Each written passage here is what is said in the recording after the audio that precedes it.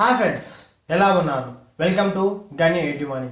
ఈరోజు మనం ఈ వీడియోలో అడ్వాన్స్డ్ అకౌంటింగ్తో ఫిఫ్త్ యూనిట్ అయినటువంటి profits prior to incorporation of company గురించి తెలుసుకుందాం.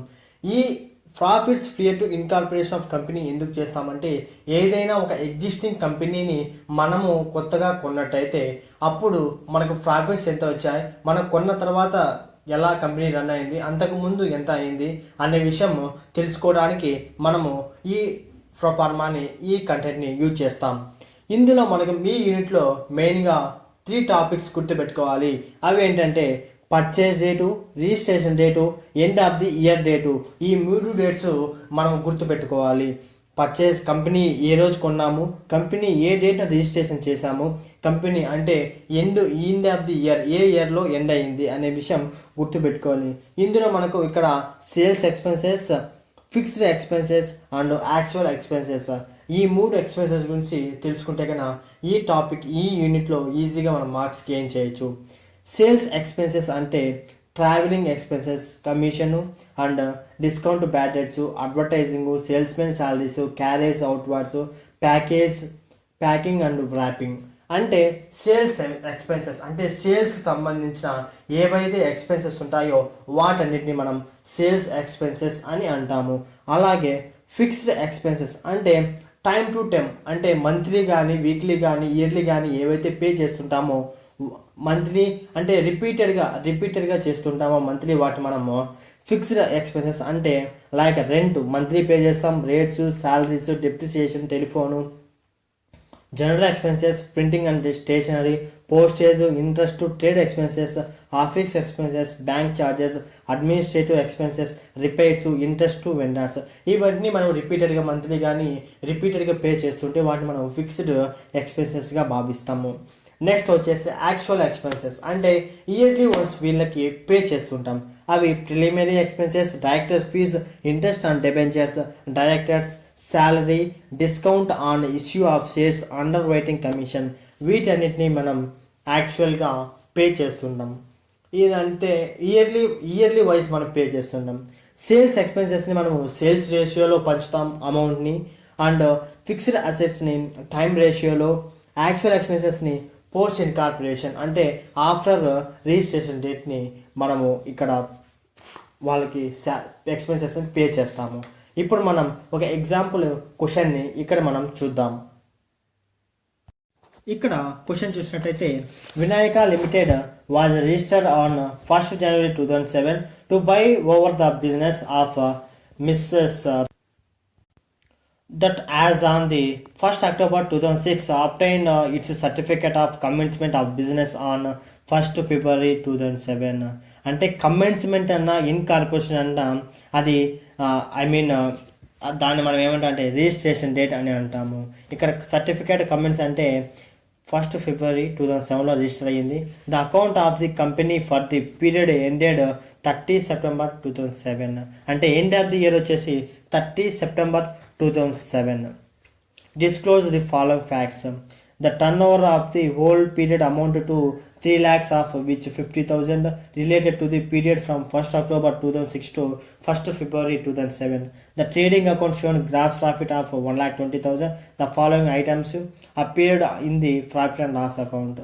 డైరెక్ట్ ఫీజు ఇచ్చాడు, audit fee, rent and rate and taxes, bad debts ఇచ్చాడు, salaries, advertising, travelling expenses, commission and sales, general expenses, debenture interest, preliminary expenses, depreciation and plant, printing and stationery, interest to vendors 12% on 50,000 from 1st October 2006 to 31st May 2007 to 4,000. Prepare a statement showing the amount of profit made before incorporation and after incorporation. ఈ ప్రాబ్లంకి మనకు answer ఎలా చేయాలో first మనం చూద్దాం. First మనము purchase date రాసుకోవాలి. ఈ క్వశ్చన్లో పర్చేజ్ డేట్ వచ్చేసి 1st October 2006 నోట్ చేసుకుంటాం. నెక్స్ట్ కమెన్స్మెంట్ అంటే ఇన్కార్పొరేషన్ డేట్ని వచ్చేసి 1st February 2007, ఇది రిజిస్ట్రేషన్ డేట్ని. నెక్స్ట్ ఇయర్ ఎండింగ్ వచ్చేసి 30 September 2007. మనం పర్చేజ్ డేట్ నుంచి ఇన్కార్పొరేషన్ డేట్ని బిఫోర్ రేట్ అంటాం. అండ్ ఇన్కార్పొరేషన్ ఇయర్ ఎండింగ్ వరకు ఆఫ్టర్ ఇన్కార్పొరేషన్ పీరియడ్ అని అంటాం. ఇక్కడ బిఫోర్ ఇన్కార్పొరేషన్ పీరియడ్ అంటే 1st October 2006 నుంచి 1st February 2007 వరకు ఎన్ని మంత్స్ ఉన్నాయంటే 4 months. అక్టోబర్, నవంబర్, డిసెంబర్, జనవరి అంటే టోటల్గా 4 months ఉన్నాయి. ఇక్కడ ఆఫ్టర్ ఇన్కార్పొరేషన్ పీరియడ్ అంటే 1st February 2007 నుంచి టు 30 September 2007 వరకు అంటే ఫిబ్రవరి, మార్చ్, ఏప్రిల్, మే, జూన్, జూలై, ఆగస్ట్, సెప్టెంబర్ 30 మొత్తం ఉంది కాబట్టి టోటల్ 8 monthsని. ఇక్కడ టైం రేషియోని మనం కనుక్కోవాలి. టైం రేషియోని ఎలా కనుక్కుంటామంటే before incorporation period is to after incorporation period. అంటే బిఫోర్ ఇన్కార్పొరేషన్ పీరియడ్ నుంచి మరియు ఆఫ్టర్ ఇన్కార్పొరేషన్ మధ్య రేషియో ఎంతో కనుక్కుంటాం. అంటే బిఫోర్ ఇన్కార్పొరేషన్ పీరియడ్ ఎంత అంటే ఇక్కడ 4 months ఉంది.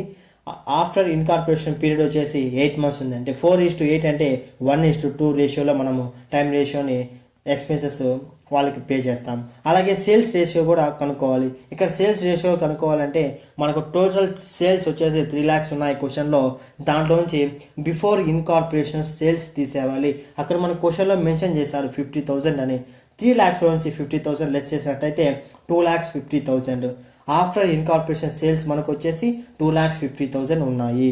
ఇప్పుడు మనకు సేల్స్ రేషియోకి ఎలా కనుక్కుంటామంటే before incorporation sales is to after incorporation sales. 50,000 is to 2,50,000 చేసినట్టయితే మనకు 1:5 రేషియోలో సేల్స్ ఎక్స్పెన్సెస్ మనం పే చేస్తాము. అలాగే మనకు క్వశ్చన్లో క్యాలిక్యులేషన్ ఆఫ్ ఇంట్రెస్ట్ కనుక్కోమన్నాడు. అంటే మన క్వశ్చన్లో అక్కడ మెన్షన్ చేశాడు ఇక్కడ 1st October 2006 to 31st May 2007. అంటే బిఫోర్ ఇన్కార్పొరేషన్ వచ్చేసి 1st October 2006 to 1st February 2007 amount. ఇక్కడ 4 months ఉన్నాయి. ఆఫ్టర్ ఇన్కార్పొరేషన్ రేట్ ఎలా వస్తుందంటే 1st February నుంచి 31st May 2007 వరకు. అంటే ఇక్కడ 4 months ఉన్నాయి. అంటే 4:4 అంటే మనం ఇంట్రెస్ట్ని ఎలా పంచాలి అంటే 1:1 రేషియోలో మనం ఇక్కడ పంచాలి. ఇక్కడ ఆన్సర్ ఎలా చేస్తామంటే ఒక ప్రొఫార్మా వేయాలి. ఆ ప్రొఫార్మా వచ్చేసి it's look like a profit and loss account మాదిరి ఉంటుంది. ఇక్కడ first particulars column, base column, before incorporation column, after incorporation column, అలాగే particulars column, base column, before incorporation column, after incorporation column. ఇలా proforma వేసుకున్న తర్వాత మనకు ఏవైతే పాయింట్స్ ఇక్కడ ఇచ్చాడో మనకు ఫస్ట్ ఇక్కడ గ్రాస్ ప్రాఫిట్ వచ్చేసి క్రెడిట్ సైడ్ రాసుకుంటాం బై గ్రాస్ ప్రాఫిట్ అని. ఇది సేల్స్ రేషియోలో మనం పంచాలి. 1:5 రేషియోలో పంచినట్టయితే బిఫోర్ ఇన్కార్పొరేషన్ 20,000 వస్తుంది. ఆఫ్టర్ ఇన్కార్పొరేషన్ వచ్చేసి 1 lakh వస్తుంది. 2 డైరెక్టర్ ఫీస్ ఇక్కడ డెబిట్ సైడ్ చూసినట్టయితే 2 డైరెక్టర్స్ ఫీ వచ్చేసి ఇది యాక్చువల్. ఇక్కడ మనం నేర్చుకున్నాము ఆల్రెడీ. ఇక్కడ ఏవైతే యాక్చువల్ ఎక్స్పెన్సెస్ ఏంటి, ఫిక్స్డ్ ఎక్స్పెన్సెస్ ఏంటి, సేల్స్ ఎక్స్పెన్సెస్ ఏంటివి అని వాటి ప్రకారం మనం వీటిని డిస్ట్రిబ్యూట్ చేస్తాం. డైరెక్టర్స్ ఫీస్ వచ్చేసి యాక్చువల్ అంటే ఓన్లీ మొత్తము మనము ఇన్కార్పొరేషన్కి పనిచేస్తాం, ఆఫ్టర్ ఇన్కార్పొరేషన్కి పనిచేస్తాం 2,000. 2 ఆడిటింగ్ ఫీజ్ వచ్చేసి ఇది టైం రేషియో ద్వారా పంచుతాం కాబట్టి బిఫోర్ ఇన్కార్పొరేషన్ వచ్చేసి 333, after incorporation 667. 2 rent and rates వచ్చేసి టైం రేషియో ద్వారా రెంట్ మంత్లీ పే చేస్తాం కాబట్టి it's a time ratio. Before incorporation 1,800, after incorporation 3,600. 2 bad debts actual ఇది టోటల్ ఇన్కార్పొరేషన్లో 1,000, ఆఫ్టర్ ఇన్కార్పొరేషన్లో 2,000. 2 సాలరీస్ మంత్లీ పే చేస్తాం కాబట్టి టైం రేషియో. బిఫోర్ వచ్చేసి 6,000, ఆఫ్టర్ వచ్చేసి 12,000. 2 అడ్వర్టైజ్మెంట్ అంటే ఇట్స్ రిలేటెడ్ టు సేల్స్ కాబట్టి బిఫోర్ 1,000, ఆఫ్టర్ 5,000. 2 ట్రావెలింగ్ అంటే ఇది కూడా సేల్స్ కోసం చేస్తాం కాబట్టి before 1,500, after 7,500. 2 commission on sales it's related to sales కాబట్టి సేల్స్ రేషియో.